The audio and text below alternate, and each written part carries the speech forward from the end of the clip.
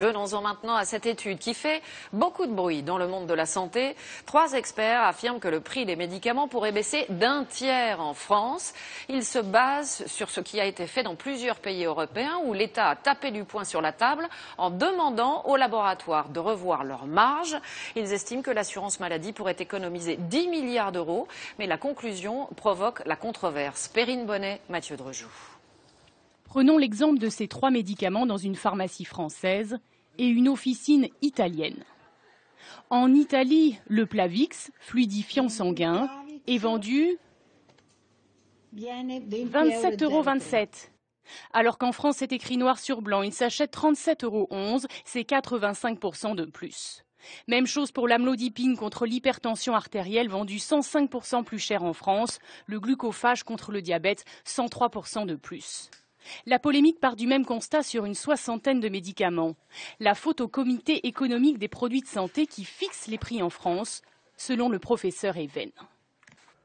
Une structure comme celle-là est sous la pression des industriels complètement, soit sur des arguments « faut sauver l'emploi », soit sur des arguments sonnants et trébuchants qui font qu'on accepte en France des prix beaucoup plus élevés que l'industrie ne les obtient en Allemagne, en Angleterre, en Italie.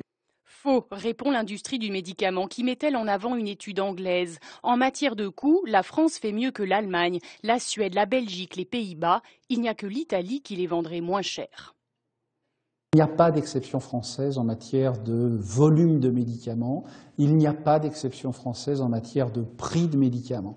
Ce qui est vrai par contre, c'est qu'il y a un petit effet structure, c'est-à-dire que le médecin français a tendance à privilégier les médicaments les plus innovants par rapport à des médicaments plus anciens.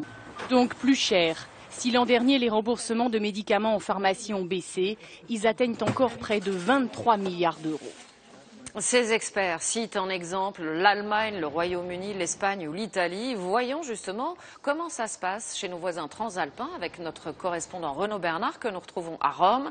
Renaud, bonjour. Pourquoi certains médicaments sont-ils beaucoup moins chers chez vous qu'en France ?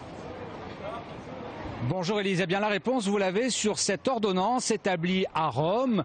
Pour un simple coup de froid, même pas un rhume, vous avez 5 produits dont des antibiotiques. C'est le particularisme ici. 90% des médicaments consommés le sont sur ordonnance. Et pour cette catégorie de produits, c'est l'État qui intervient, qui négocie directement avec les laboratoires, qui établit un plan très précis chaque année, laboratoire par laboratoire, et qui négocie des ristournes en fonction du volume de médicaments écoulés. Et une étude menée à la fin de l'année dernière, une étude très sérieuse menée par l'université Bocconi, qui est le panthéon de l'économie en Italie, a montré que sur les 200 principales molécules, on pouvait observer 30% de différence de prix avec la France. Merci à vous Renaud Bernard, vous étiez en direct de Rome.